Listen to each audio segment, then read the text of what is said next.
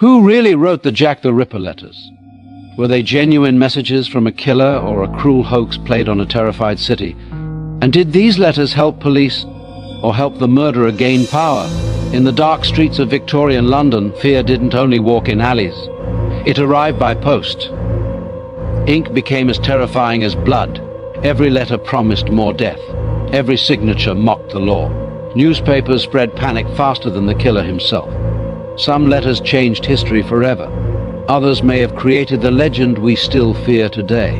In 1888, London's East End was gripped by terror. A series of brutal murders targeting women shook Whitechapel, and police were desperate for answers. Then something new appeared, not another body, but a letter. The first widely known letter arrived at the Central News Agency on September 27, 1888. It was written in red ink and signed with a name that would echo through history: Jack the Ripper. This was the first time the killer, or someone pretending to be him, used that name. The letter mocked the police, calling them incompetent. It promised more murders and described cutting off victims' ears. At first, authorities believed it was a hoax. London newspapers, however, published it anyway. That decision changed everything. Suddenly, fear multiplied. Hundreds of copycat letters flooded police stations and newspapers. Some were childish jokes, others were disturbingly detailed. But one letter stood out. On October 16, 1888, George Lusk, the head of a local vigilante group, received a small box. Inside was half of a human kidney preserved in alcohol. The letter claimed it came from one of the murdered victims. Medical examination suggested it could be human, but could not conclusively link it to any victim. This letter, known as From Hell, was different. It was poorly written, violent, and lacked the theatrical tone of the earlier Dear Boss letter.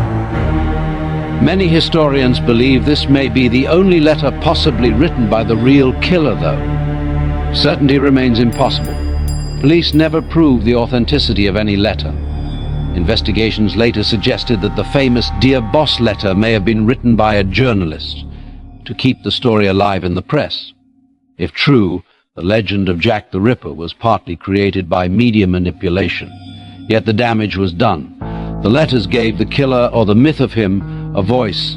They spread fear, humiliated police, and turned murder into spectacle. Even after the killing stopped, the letters ensured Jack the Ripper would never be forgotten. More than a century later, the letters remain locked in evidence files, symbols of a time when words alone could terrorize an empire. The Jack the Ripper letters may not all be real, but they created the most powerful criminal legend in history. In the autumn of 1888, London was already drowning in fear. The Whitechapel murders had exposed the darkest corners of Victorian society: poverty, violence, and a police force struggling to maintain control. Yet it was not only the brutality of the killings that froze the nation. It was the voice that suddenly emerged from the shadows. That voice came through ink and paper. Before the letters, the killer was faceless, anonymous, a ghost slipping through gaslit streets. But the moment the Dear Boss letter reached the press, everything changed. For the first time, the killer had a name: Jack the Ripper. Whether he wrote it or not almost became irrelevant. The name transformed fear into identity, and identity into legend. The letter was theatrical, confident, and mocking. It taunted police, laughed at their failure, and promised more bloodshed. Its tone suggested intelligence, control, and a chilling sense of humor. When newspapers published it, circulation exploded. Londoners read every word with a mix of horror and fascination. The murders were no longer isolated crimes. They were part of a story. Soon, letters poured in by the hundreds. Police stations, newspapers, and public figures were overwhelmed. Some were clearly hoaxes. Others mimicked the language of the original. This flood of correspondence blurred the line between reality and performance. The killer, real or imagined, was no longer acting alone. The public had joined the narrative. Historians now believe the famous Dear Boss letter was likely written by a journalist seeking to keep the story alive. If true, this means Jack the Ripper, the most infamous serial killer in history, was partly a media creation. The murders were real, the victims were real, but the persona may have been manufactured. And yet, the impact was devastatingly real. The letters humiliated the police. They turned law enforcement into spectators chasing a character larger than life. Every failure was amplified. Every unsolved murder reinforced the idea that Jack was untouchable. Fear spread faster than facts. Then came the From Hell letter. Unlike the others, it was crude and vicious. It arrived with half of a human kidney enclosed. No jokes, no clever language, just brutality. This letter lacked spectacle, and that is why some experts believe it may be authentic. It suggested a killer unconcerned with fame, interested only in terror. Whether real or not, the letters worked. They magnified panic, created paranoia, and turned Whitechapel into a psychological battlefield. Women feared walking alone, men feared the darkness, communities turned inward, suspicious of neighbors, strangers, even family. Most criminals want to escape attention. Jack the Ripper, real or constructed, thrived on it. This was one of the earliest examples of what we now call criminal myth-making. The letters gave the killer omnipresence. Even when no murder occurred, fear remained alive through words. The killings ended, but the story did not. More than 130 years later, the letters still dominate documentaries, books, and debates. They are studied not just as evidence, but as symbols of how crime becomes legend. They prove that sometimes the most powerful weapon is not a knife, but a narrative.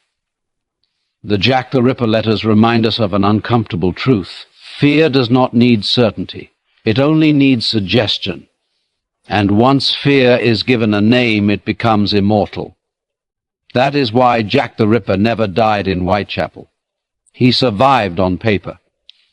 Sometimes fear is not spread by the killer's hands, but by the stories written in his name.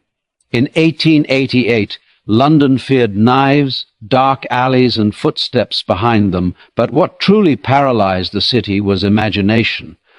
The Jack the Ripper letters proved that terror does not always need action.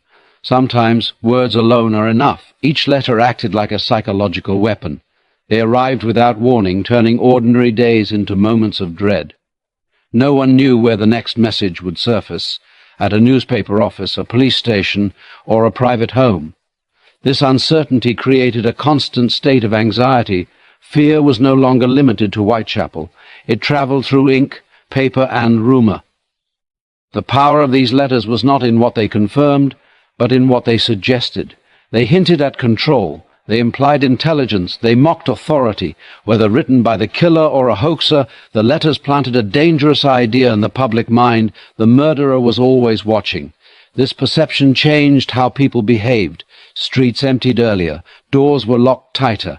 Women altered their routines. Vigilante groups formed, patrolling neighborhoods in fear and anger.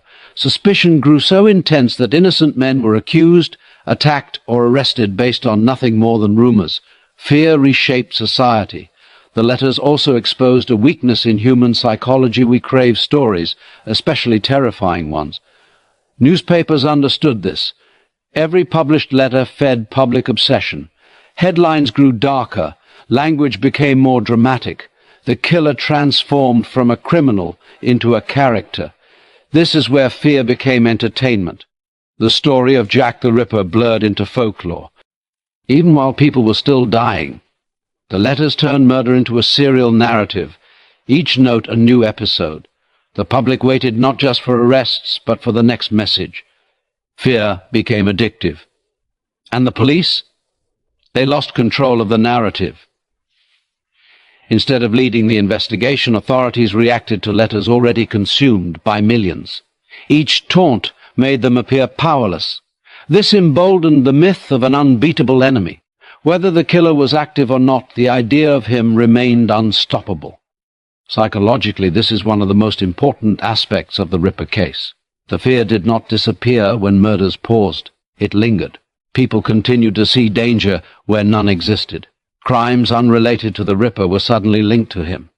His shadow grew larger than his actions. This phenomenon still exists today. Modern criminals study attention. They understand that media coverage multiplies fear. The Jack the Ripper letters were an early example of how narratives can outlive reality. Even if the letters were hoaxes, they succeeded beyond measure.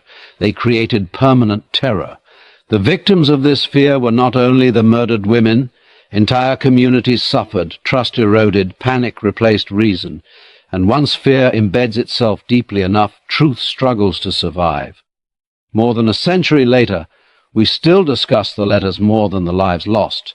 We debate handwriting, ink, and authenticity, while the killer remains unknown. This alone proves the power of narrative over fact.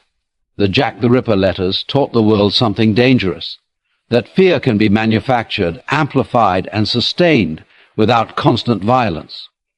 A single message, well-timed and well-publicized, can terrorize millions. This is why Jack the Ripper remains alive in culture. Not because of what he did, but because of what people believed he could do. Fear does not need proof. It only needs a voice.